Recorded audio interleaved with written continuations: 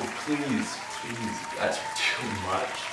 So we're officially past Halloween now, which means that we're heading into the holiday season. So that means two things. You're gonna hear a lot of what Mariah Carey wants, and it's probably best to avoid politics with your racist uncle. So everyone grab their favorite sweater, because we're gonna be making some holiday fudge. So what you're gonna need for this recipe is 2 cups of white sugar, half a cup of cocoa powder, 1 teaspoon of vanilla extract, 4 tablespoons of butter, and 1 cup of milk. So first off, we are still in a pandemic, so make sure you always wash your hands before cooking or baking. So we're going to be using an 8x8 square pan for our fudge. So once you have all the ingredients, let's start baking. So first off, we're going to grease our square pan. I'm going to be using a baking sheet, and I'm gonna use cooking spray to make the sheet stick to the pan.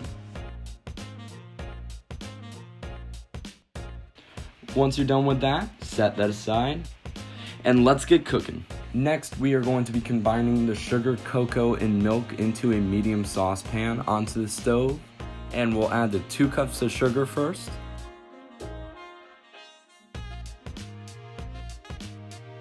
and then 1 cup of milk, and last, our half cup of cocoa powder, which I had trouble opening. Lots of trouble.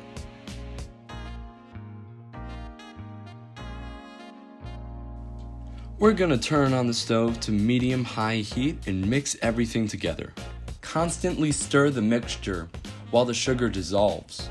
By heating up our mixture, we're raising the saturation point of the milk, and specifically the water that is within the milk, so our sugar can all be dissolved. We're going to bring our mixture to a boil, and at this point, reduce the heat and let it simmer. Do not stir it again. Science time. The secret to the perfect smooth fudge happens in this cooling process. Letting the sugar molecules settle away from each other gives the fudge its smooth texture. But if you stir the fudge too soon while it's still hot, you'll disrupt the process and create seed crystals. Seed crystals are a surface like an air pocket that sugar molecules can clump onto. These seed crystals are also the same sugar structure that creates rock candy, which is not what you want in your fudge. Let the mix simmer. The high temperature causes the water to evaporate, so it becomes a thick paste. Make sure the mixture reaches a temperature of 238 degrees.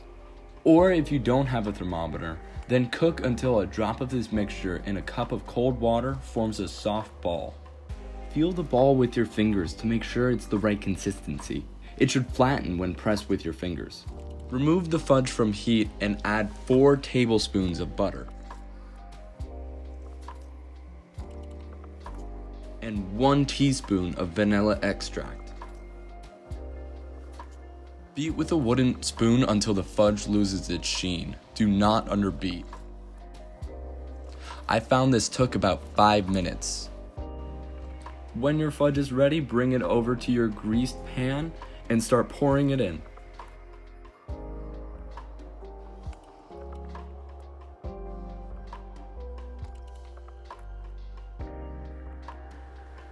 Try and even out the layer of fudge throughout the pan.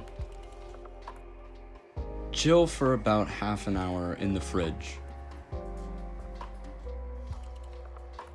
After half an hour, take it out of the fridge. Now take your fudge out of the pan and cut it into about 60 pieces. I like my fudge pieces even smaller, so I cut them 9 by 9. Look at that, it's beautiful. Your fudge is beautiful. So yeah, that's how you make our fudge recipe. I hope you guys have a wonderful time baking, and it comes out just as nice as this. And I hope you guys have a wonderful holiday season. Stay safe, guys.